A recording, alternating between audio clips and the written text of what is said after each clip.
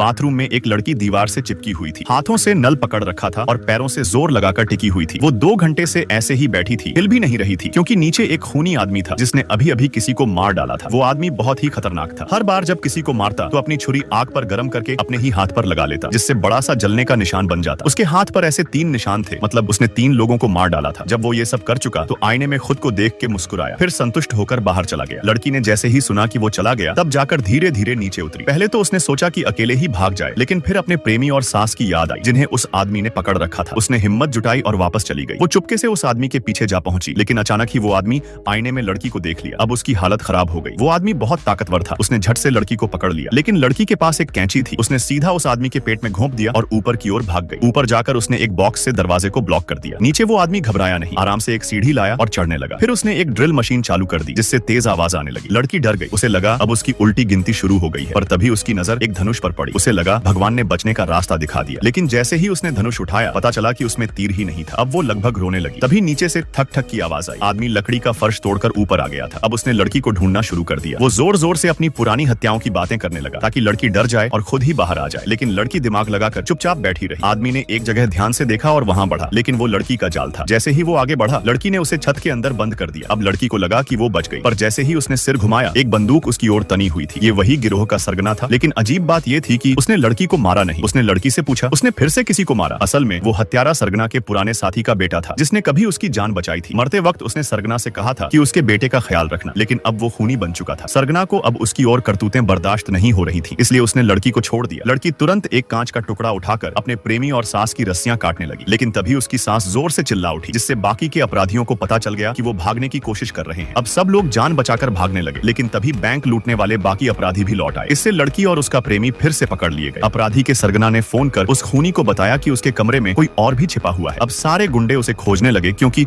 उसने उनके चेहरे देख लिए थे और अब वो उसे जिंदा नहीं छोड़ सकते थे। लड़की ने ये देखा और झटपट ऊपर की ओर भागी, लेकिन गुंडे भी उसके पीछे पीछे आ गए। उसने जल्दी से रेलिंग के पास छिपने की कोशिश की। उसे लगा कि सरगना अब उसका ठिकाना बता देगा, लेकिन ऐसा नहीं हुआ, बल्कि सरगना ने अपने ही साथियों को किसी और दिशा में भेज दिया। लड़की ने उसकी तरफ देखा और मन ही मन